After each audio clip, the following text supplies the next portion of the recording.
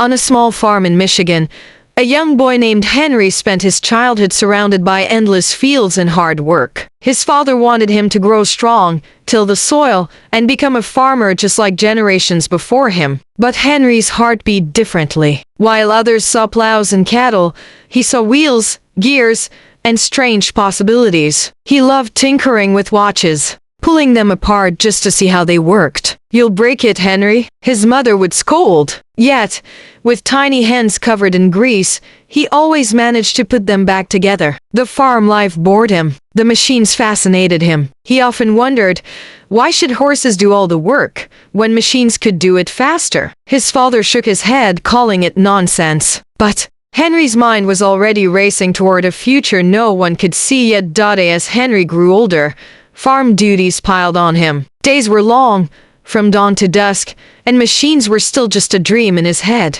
Neighbors whispered that he was too weak for farming and too strange with his machines. One winter night, Henry took apart his father's pocket watch and rebuilt it to run smoother. Word spread, and soon farmers came to him with broken clocks and gadgets. He fixed them all, proving he had a gift. But this wasn't enough. At 16, he left the farm against his father's wishes, walking miles to Detroit to find work. He ended up in a machine shop, surrounded by steam engines, gears, and iron. The clanking of metal felt like music to his ears. Henry had no formal education, no money, and no support, but he had curiosity and determination burning inside him.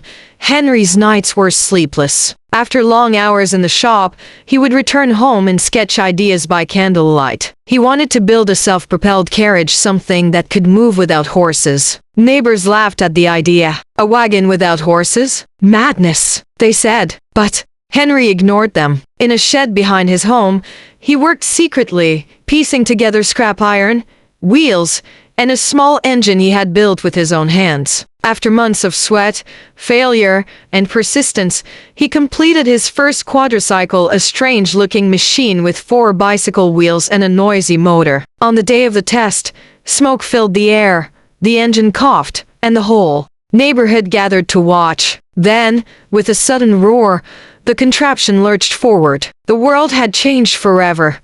Henry's invention shocked people, but many still mocked him. The wealthy saw it as a toy for the rich. The poor thought it was useless. He tried building more, but every attempt ran out of money. Investors turned him down, and his own family doubted. "Henry, give it up and come back to farming," his father said. But Henry refused to surrender. He believed machines could change lives, that every family should own a car, not just the rich. After years of failure, betrayal, and lost fortunes, he finally gathered a team that believed in his dream. Together, they worked on creating a simple, affordable car for ordinary people.